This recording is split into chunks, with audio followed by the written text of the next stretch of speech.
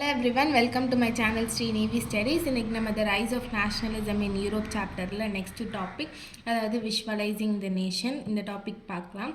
First வந்துட்டு நம்மளுக்கு வந்துட்டு அந்த யூரோப்பில் வந்துட்டு என்னென்னு பார்த்தோம்னா ரூலர், அதாவது கிங்கு இந்த மாதிரி இருந்தாங்கன்னா அவங்களுக்குன்னு வந்து தனியாக வந்துட்டு போர்ட்ரேட் க்ரியேட் பண்ணுவாங்க, அதாவது ஸ்டாச்சு க்ரியேட் பண்ணுவாங்க, அவங்களுக்குன்னு பெயிண்டிங் பண்ணுவாங்க. அதாவது அந்த கிங்கோட உருவத்தை வந்து ஸ்டாச்சுவாக மாற்றுவாங்க, அப்புறம் பெயிண்டிங் பண்ணுவாங்க. அந்த கிங்குக்கு வந்துட்டு ஒரு ஃபேஸ் மாதிரி கொடுத்து தனியாக வந்துட்டு உருவாக்குனாங்க. ஓகேங்களா?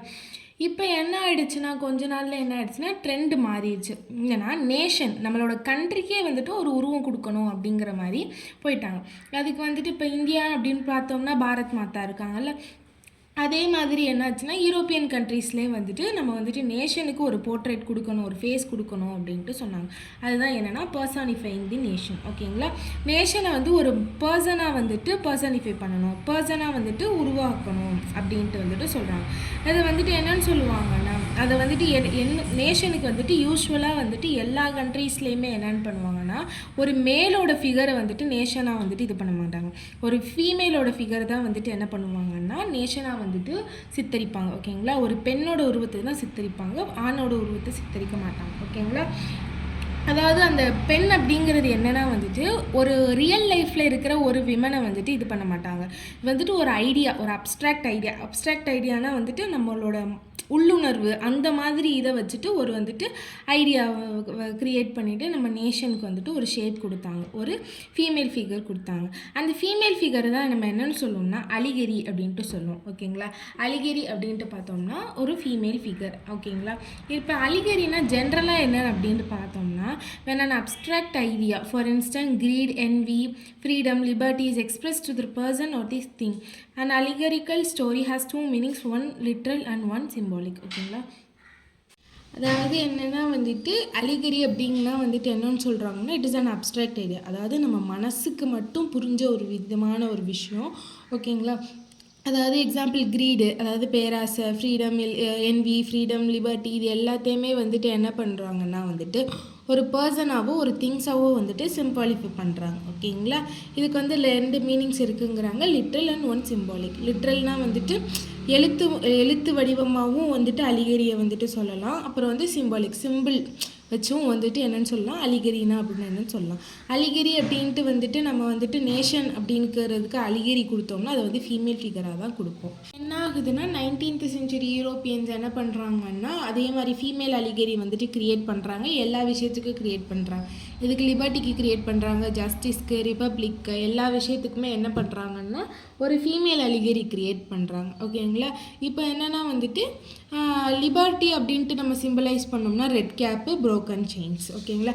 லிபர்ட்டியை சிம்பிளைஸ் பண்ணுறதுக்கு வந்துட்டு ஸ்பெசிஃபிக் ஆப்ஜெக்ட் சிம்பிள்ஸ், அதாவது ஒரு அலிகரி அப்படின்ட்டு சொல்லணும்னா ஒரு விஷயத்தை வந்துட்டு நம்ம வந்துட்டு உணர்த்துறதுக்கு வந்துட்டு ஆப்ஜெக்ட்ஸு சிம்பிள்ஸ் வந்துட்டு யூஸ் பண்ணோம். அதுக்கு வந்துட்டு என்ன ஆப்ஜெக்ட் வந்து லிபர்ட்டிக்கு யூஸ் பண்ணோம்னா ரெட் கேப்பு, ப்ரோக்கன் செயின். ஒன்று ரெட் கலர் கேப் யூஸ் பண்ணாங்க, இல்லைனா வந்துட்டு உடஞ்சி போன செயின்ஸ். ஓகேங்களா? அதுதான் வந்துட்டு யூஸ் பண்ணாங்க. ஓகேங்களா? ஜஸ்டிஸ்க்கு வந்துட்டு என்னென்னு யூஸ் பண்ணாங்கன்னா blindfolded woman carrying weighing scales, அதாவது நம்மளோட கோர்ட்லலாம் இருக்கும் பார்த்தீங்களா, ஒரு பொண்ணு வந்துட்டு வெயிங் ஸ்கேல்ஸ் வச்சுருப்பாங்க, கண்ணு மூடி இருக்கும் அப்படின்ட்டு, அதாவது சட்டத்துக்கு முன்னாடி எல்லோரும் சமம் அப்படின்ட்டு சொல்கிறது. ஓகேங்களா?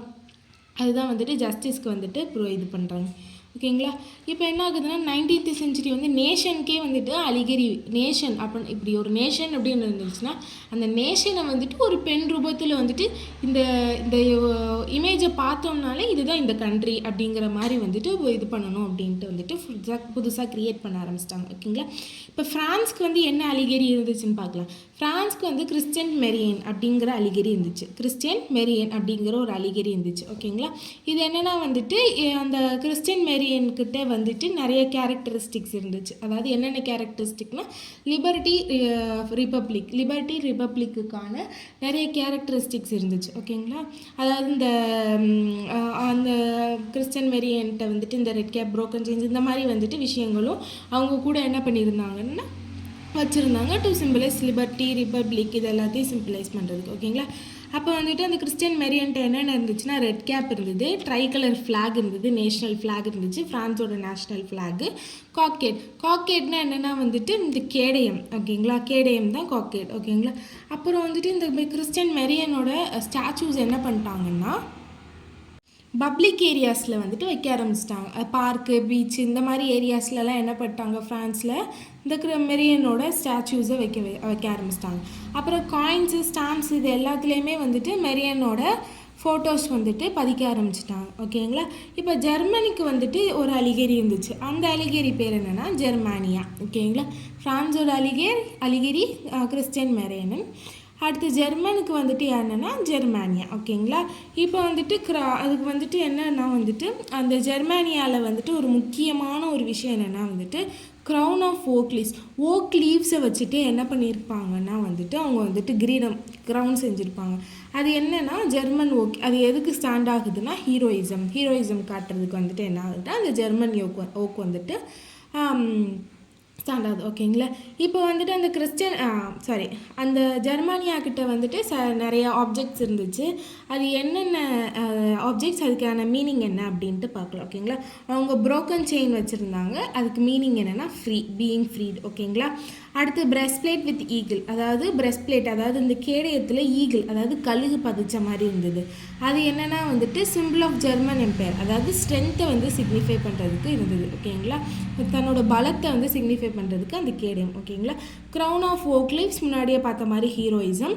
அடுத்தது ஸ்வாடு கையில் கத்தி வச்சுருந்தாங்க. அது எதுக்குன்னா வந்துட்டு ரெடினஸ் டு ஃபைட், நீங்கள் எப்போ வேணால் வாங்க நாங்கள் சண்டை போட தயாராக இருக்கோம் அப்படிங்கிற மாதிரி. ஓகேங்களா. இப்போ ஆலிவ் பிரான்ச் அரவுண்ட் ஸ்வாடு.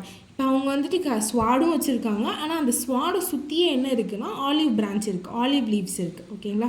இது எதுக்குன்னா வந்துட்டு வில்லிங்னஸ் டு மேக் பீஸ்.